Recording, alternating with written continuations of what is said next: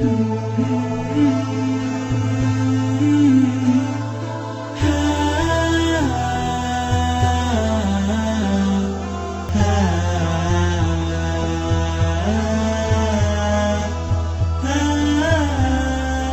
hukumnya jika suami tidak mau sama sekali untuk sholat? Saya sudah berusaha mengingatkan dan menasihati. Apakah saya berdosa? Apakah pernikahan kami masih sah? Allah musta'an. Makanya, wahai muslimah, saya ingatkan. Ya. Saya nasihati Anda sebagai seorang kakak, sebagai seorang ayah, mungkin kalau yang masih ada yang masih anak-anak atau muda, lebih muda daripada kami, atau saya nasihati Anda sebagai seorang teman kepada teman. Wahai muslimah, dengarkan baik-baik. Hati-hati dalam menerima lamaran seorang laki-laki. Tolok ukurnya agamanya. Nabi SAW sudah ingatkan, "Idza ja'akum man tardawna dinahu wa khuluquhu fazawwijuh." Kalau telah datang kepada kalian wahai para wanita dan walinya wanita, laki-laki yang kalian ridhoi agama dan akhlaknya, terimalah lamarannya. Tolok ukurnya ini akhlak dan agama. Memang harus itu. Bagaimana cara saya tahu ya? Anda tanya masalah dia sebelum nikah, sholat enggak? Tanyakan keluarganya, tanyakan orang di sekitarnya gitu kan. Dan akhlaknya baik enggak? Salah satu tolok akhlak baik itu adalah dermawan, suka bantu orang, menjenguk orang sakit, bakti sama orang tuanya, kan gitu. Jadi kita bisa tahu orangnya lembut misalnya ya, bukan orang yang kasar, yang keras, itu semua baik. Tetapi kalau sudah terlanjur terjadi qadar Allah masya'fa'al seperti ukhti kita ini, semoga Allah memberikan Anda solusi. Tentu kalau Anda nasihatin, dalam arti kata betul-betul sudah serius ya, dan menegakkan hujah padanya, dia malah berlaku kasar. Kalau dia masih diam, dia masih mau nerima, tapi belum mau sholat, ini bersabarlah, saran saya. Tapi kalau dia malah frontal, malah bersifat kasar, keras, macam-macam lah. Mungkin dia malah lebih keras daripada Anda. Maka pada saat itu saran saya, Anda tidak bersama lagi. Saran saya, Anda istikharah, berpisah saja. Karena ini pernah saya baca fatwa Syekh Utsaimin rahimahullah tentang masalah apakah boleh wanita meminta cerai dari suaminya yang tidak sholat. Maka jawabannya iya. Pertama sholat 5 waktu ya. Karena ini sudah rukun Islam. Kalau dia tidak sholat, lalu apa yang akan diandalkan dari amalnya? Sementara Nabi SAW mengatakan awal amal dihisab hari kiamat adalah sholat. Kalau dia baik maka akan baik semuanya. Seperti itu. Baik, saya akan kembali ke YouTube lagi teman-teman sekalian. Ada pertanyaan di sini. Bagaimana kalau istri setiap diajak berhubungan selalu nolak? Apa yang harus dilakukan? Tanyakan kenapa dia nolak. Nah, tanyakan kenapa dia tolak. Jadi jangan egois dulu, tanyakan kenapa, ada apa kira-kira, kenapa, ada sesuatu yang salah, muamalah saya kasar kah, gitu kan? Atau ada bau badan, ada bau mulut, ya? Atau mungkin dia memiliki rasa sakit, ya, yang kita tidak tahu, gitu kan? Mungkin ada rasa sakit dalam tubuhnya. Karena umumnya biologis itu pasti dilakukan oleh semua orang karena punya kenikmatan, gitu kan? Bisa juga ada bekas-bekas kejiwaan, psikologi, misalnya pernah, maaf saya bahasakan lebih sedikit terbuka, kalau misalnya Anda sudah selesai padahal sebenarnya istri belum selesai, lalu Anda main selesaikan saja, padahal Nabi SAW menganjurkan agar membantu pasangan ya, agar bisa menyelesaikan juga hajatnya dalam masalah ini ya. Jadi tidak boleh sama sekali kita egois dalam masalah-masalah seperti ini. Maka Anda tanya sebabnya. Setelah Anda tahu inti permasalahannya apa, Anda obati dari situ. Anda obati dari situ. Kalau bisa saja juga dari sihir, kan gitu. Dia bilang, saya tidak tahu, setiap kali saya diajak, perasaan kok saya benci, saya nggak suka. Nah ini berarti ada waswas syaitan. Coba Anda duduk, bilang maaf ya, bisa nggak saya ruqyah sebentar? Anda duduk di belakang tubuhnya, kemudian Anda menghadap ke kepalanya di bagian belakang, pegang bagian kepalanya, lalu kemudian Anda bacakanlah ayat-ayat ruqyah yang saya anjurkan tadi ya. Baca Al-Fatihah 3 kali, ayat kursi, Al-Kafirun, Al-Ikhlas, Al-Falaq, An-Nas, tiup ya ke arah kepalanya atau tiup ke telapak tangan, lalu diniat untuk ngeruqyah ya. Kalau dia sendawa, dia merasa pusing ya, atau kadang-kadang memang kalau sangat jauh mungkin dia kesurupan ya, kadang-kadang gitu ada reaksinya. Anda tidak usah panik, biasa saja, Anda terus lanjutkan. Itu kalau seandainya itu sebabnya ya. Tapi kalau hanya faktor-faktor yang awal tadi, karena masalah kejiwaan, karena masalah, Anda perbaikinlah itu, gitu kan? Mungkin dia membahasakan, saya trauma pernah mencium bau ketiak, mencium bau mulut, mencium bau gini. Kan gitu, dia mungkin itu.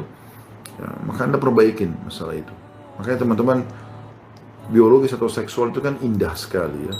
Allah SWT jadikan dia sebagai sebuah perangkat untuk bisa menjadi pemicu utama orang mau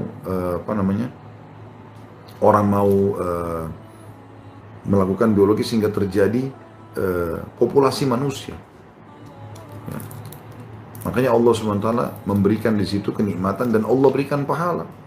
Ya, kata Nabi SAW, di kemaluan kan ada pahala yang besar. Kata para sahabat, ya Rasulullah, bagaimana? Apakah kami menggauli istri kami dapat kenikmatan, kami dapat pahala lagi? Kata Nabi SAW, kalau kalian letakkan pada yang haram dapat dosa gak? Kata para sahabat, iya ya Rasulullah. Kata Nabi SAW, begitu juga kalau yang halal.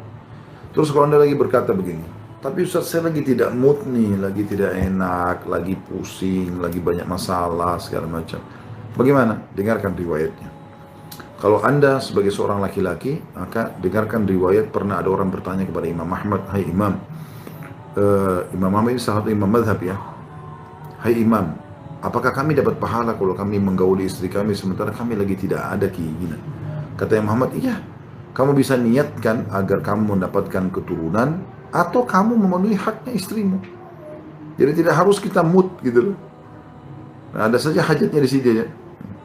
Begitu juga kalau Anda seorang wanita, maka pernah ada seorang wanita dalam riwayat yang sahih mendatangi Aisyah. Lalu Anda lalu berkata, wahai Aisyah, wahai Ummul Mukminin, apakah kami mendapat dosa kalau seandainya kami diajak bergaul oleh suami sementara kami lagi tidak mood, lagi jengkel, lagi marah? Kata Aisyah, iya. Ketahuilah kalau seseorang di antara kalian berada di atas untanya, ya, sudah siap dia pergi. Kalau kita sekarang di Indonesia mungkin sudah di zaman kita ini kayak orang yang sudah siap untuk sudah dandan lah, ya, sudah siap untuk jalan, untuk pergi segala macam gitu ya, untuk jalan-jalan, untuk pergi. Seperti itulah kurang lebih. Maka dia dipanggil oleh pasangannya untuk berhubungan biologis. Apa yang harus dia lakukan? Apakah dia menolak? Jawabannya tidak. Kata Aisyah tidak. Disuruh gitu kan. Ini tetap menghindari, untuk tetap melayani. Bahkan pada saat haid pun dan nifas, haid dan nifas pun tetap bisa melayani. Waktu seseorang bertanya kepada Nabi SAW, ya Rasulullah, bagaimana kami apa yang bisa dilakukan seorang laki-laki pada istrinya yang sedang berhalangan? Maka kata Nabi SAW, lakukan semuanya kecuali jima, kecuali meletakkan kemaluan di kemaluan. Yang lainnya tidak ada masalah. Allahu a'lam. Seperti itulah ya. Jadi tanyakan sebabnya insya Allah. Saya akan tutup teman-teman sekalian dengan insya Allah saya akan coba 3 pertanyaan terakhir ya. Mohon maaf karena sudah lebih dari 1 jam. Assalamualaikum warahmatullahi wabarakatuh. Bagaimana cara menghilangkan rasa parno dengan penyakit? Bahkan sampai saya takut sekali mati. Sakit sedikit, takut berlebihan. Mohon penasihatnya Ustaz. Ya, tentu saja teman-teman sekalian, yang pertama Anda harus fahami kalau ada perasaan yang muncul takut menghadapi kematian, ini tanda-tanda keimanan. Itu dulu tanda-tanda keimanan. Karena dengan Anda coba ya merasakan kematian itu, maksudnya coba, oh ini saya mau mati nih, nanti apa nih persiapan saya, rasa takut, khawatir, itu tanda keimanan. Kalau Anda makin dekat ibadah kepada Allah, makin muncul perasaan itu supaya Anda terus dalam ibadah.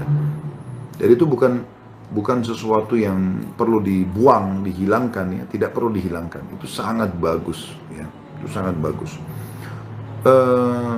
Kemudian kalau masalah bagaimana menghilangkan rasa parno dengan penyakit, ya mungkin Anda harus pahami kalau penyakit itu kan datang dengan sebab ya, biasanya ada sebabnya. Anda coba jauhi sebab-sebabnya ya.